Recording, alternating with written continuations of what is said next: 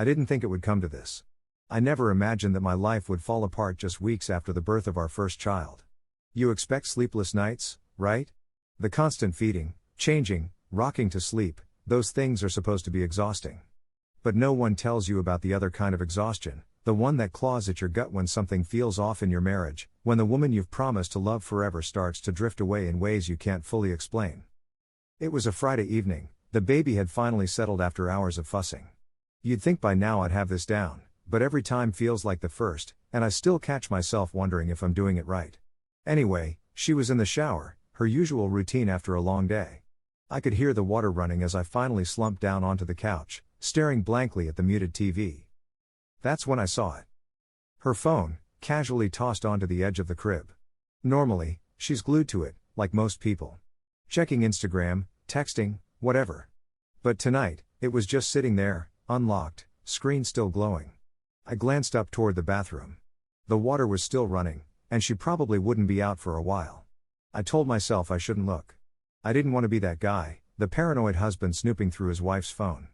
But something in me, call it instinct or maybe just exhaustion, made me reach for it. One swipe, and there it was.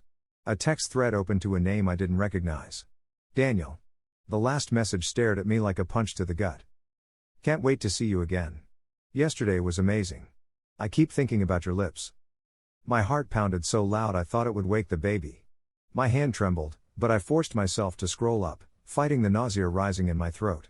The thread was full of texts like that, each more damning than the last. Flirty. Erotic. Descriptive in ways that made me want to throw the phone across the room. And then, I saw the date. Yesterday. While I was home, changing diapers and trying to get our newborn to sleep, she was with him. The water stopped. I quickly set the phone back on the crib, the screen dimming just as the bathroom door creaked open. She walked out, towel wrapped around her, her wet hair falling down her shoulders in loose waves. Tired, but still stunning in that casual, effortless way she had. I must have stared too long because she shot me a small, knowing smile. Hey, she said softly, walking over to pick up the baby. How's our little guy? I swallowed hard, forcing a smile. He's fine. Just. Finally settled.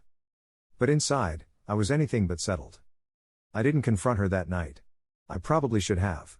Hell, I wanted to. My mind raced with 100 questions, but none of them seemed to form on my lips. She looked so natural, standing there with our son, swaying him gently back and forth, humming under her breath. It didn't fit, the image of her cheating, sneaking off while I was drowning in late-night diaper changes and baby formula. I decided to wait. Maybe I was wrong. Maybe there was some explanation I hadn't thought of. I needed time to process. I couldn't just blow up our entire lives over a couple of texts, right? The next few days passed in a haze. I went through the motions, changing diapers, feeding, burping, making those goofy faces that somehow always got him to smile. But in the back of my mind, it gnawed at me. Her phone was never left unattended again, not for a second. She'd take it with her everywhere, bathroom, kitchen, even the short walk to the mailbox. I couldn't shake the feeling that she knew I had seen something. The intimacy between us had been fading for a while, but I thought it was just the stress of having a newborn. After all, who has energy for romance when you're running on 2 hours of sleep? Still, I started noticing little things, how she'd turn away when I leaned in to kiss her, how her laugh seemed reserved for someone else, not me. When we were together, it felt like she was only half there, her mind drifting to some place I couldn't reach. One night, about a week after I saw the messages, we were lying in bed. The baby was finally asleep in his bassinet, and the house was silent, save for the hum of the fridge downstairs. She was scrolling through her phone, the glow of the screen casting a soft light over her face. Everything okay? I asked, trying to keep my voice casual, though I already knew the answer. Yeah, she murmured, not looking up. Just tired. I watched her for a moment, the way her fingers flicked quickly across the screen, tapping out what I could only imagine was another message to him. The feeling of betrayal grew thicker, heavier, until it was suffocating. My throat tightened, but I stayed quiet. I needed proof, more than just a gut feeling and some dirty texts. The next day, I decided to hire a private investigator. It felt extreme, but I had to know. I had to be sure before I made any decisions about our future, about our son's future. The pie was a quiet, older guy named Mitch, a friend of a friend. He didn't ask too many questions, just took down the details and said he'd be in touch. 2 days later, he called. I'll never forget that phone call. I was standing in the kitchen, feeding our son while the faint sound of her laughter drifted in from the living room. She was watching some Netflix comedy, completely unaware of what I was about to hear. "Hey," Mitch's gruff voice came through the speaker. "You free to talk?" I glanced toward the living room, making sure she wasn't within earshot. "Yeah, what did you find?" He didn't waste time on pleasantries. "I followed her yesterday, like you asked. She met up with a guy at some cafe downtown. Daniel, I'm guessing?" My grip on the bottle tightened, my heart thudding in my chest. "Yeah, that's him. They were there for about an hour. Hugging, holding hands, you know. Couple stuff. Looked pretty cozy. Then they left together and went to his place. I didn't follow them in, but they were in there for a while. 2 hours at least." 2 hours. That meant sex, no question about it. My stomach turned, bile rising in my throat as I processed what he was telling me. While I was home with our baby, she was at this guy's place, living some fantasy life I wasn't part of. Mitch's voice cut through my thoughts. "You need me to keep following her? Get more proof?" I hesitated. Did I need more? Maybe I did. Maybe some part of me still couldn't fully believe it. But then I heard her laugh again, carefree, happy, and it hit me like a brick to the chest. She had already moved on, emotionally checked out. And here I was, hanging on to the last shreds of something that was long gone. "No," I said quietly, staring down at my son's wide, innocent eyes. "I've got enough. Thanks, Mitch." "Sorry, man," he muttered before hanging up. I stood there for a long time, just holding my son, feeling the weight of what I had to do next sink in. It wasn't just about the affair, it was about what came after. The lies, the betrayal, the fact that she was willing to put our family in jeopardy for some fling. She wasn't the woman I thought I'd married anymore. And our son, he deserved better than parents living a lie. That night, as she drifted off to sleep beside me, her back turned like it had been for weeks, I lay awake, staring at the ceiling. My mind was racing, plans forming one after the other. Divorce wasn't enough. I couldn't trust her to take care of our child while she was sneaking off to be with someone else. I had to protect him, and the only way to do that was to take full custody. I had no idea how she would react, but I couldn't think about that yet. I had to be smart, careful, and patient. Just like I had been when I found the messages. Just like I had been while waiting for Mitch's report. The next steps had to be precise. I wouldn't give her any reason to take him away from me. But first, I needed a lawyer. Finding a lawyer was easier than I expected. Divorce cases like mine weren't exactly rare, and it didn't take long to get a consultation with someone who specialized in family law. Her name was Rebecca, sharp as a tack and no nonsense. Exactly the kind of person I needed in my corner. Sitting across from her in that sterile office, with its heavy wooden desk and walls lined with diplomas, it all felt more real. I'd brought the text messages, the photos Mitch had taken, and even a log of the time she'd left the house to meet him. Rebecca flipped through the documents with an unreadable expression, nodding here and there. "So, you're looking for full custody," she said, glancing up from the stack of evidence. I nodded, gripping the armrests of my chair. "Yeah. She's been lying, sneaking around. I can't trust her. I don't want our son growing up in a situation like that." She leaned back, tapping a pen against her chin. "It won't be easy. Family courts usually lean toward shared custody, especially when both parents are involved. But the affair, if we can prove it was happening during the baby's early months, might work in our favor. It paints a picture of neglect, at least emotionally." I swallowed hard. Emotionally, yeah. That was exactly how I felt, emotionally abandoned. I hadn't realized how much it hurt until I was sitting there, talking about it with a stranger. The weight of it came crashing down on me. "What about evidence?" I asked. "I mean, we have the texts and the pictures, but will that be enough?" Rebecca glanced down at the file again. "It's a good start, but I'd recommend keeping track of everything from now on, every time she leaves the house, every time she's late coming back, any suspicious behavior. We need to show that this wasn't just a one-time mistake. The courts need to see a pattern of behavior." A pattern?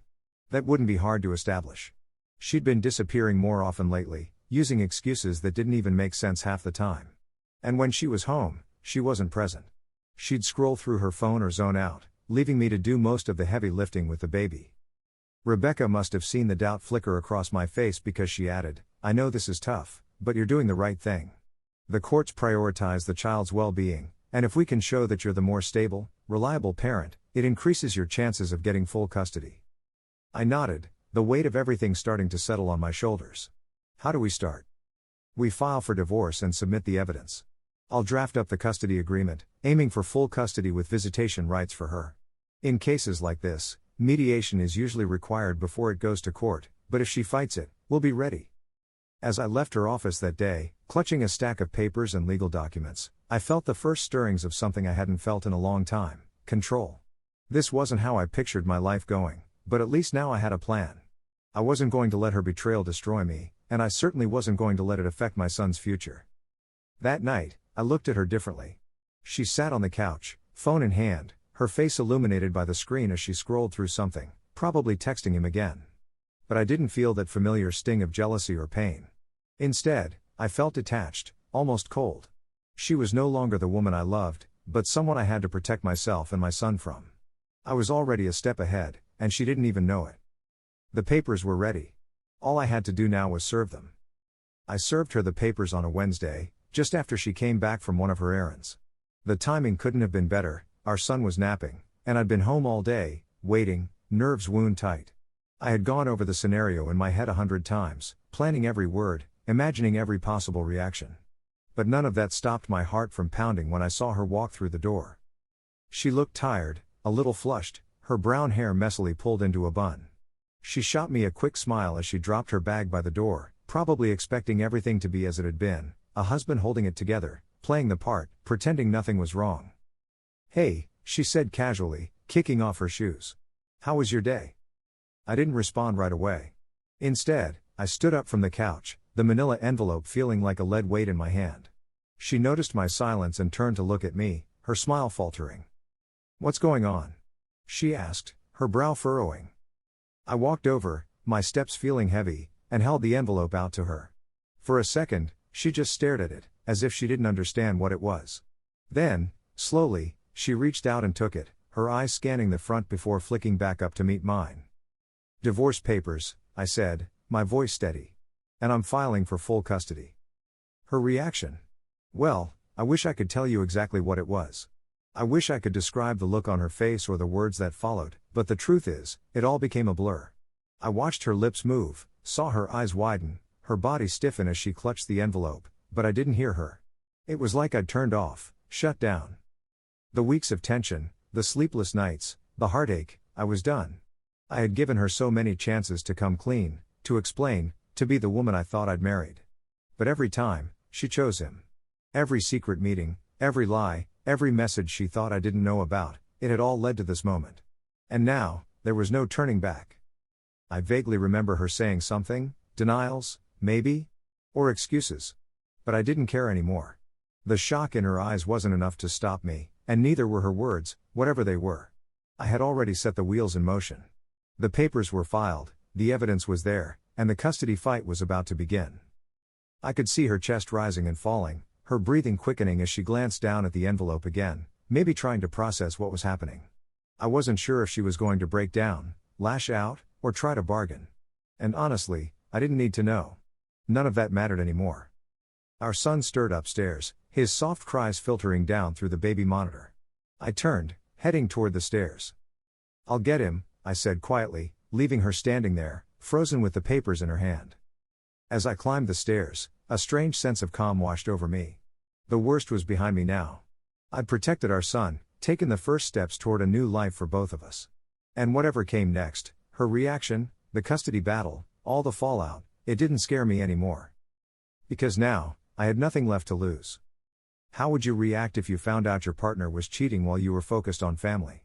Would you seek revenge or try to forgive them?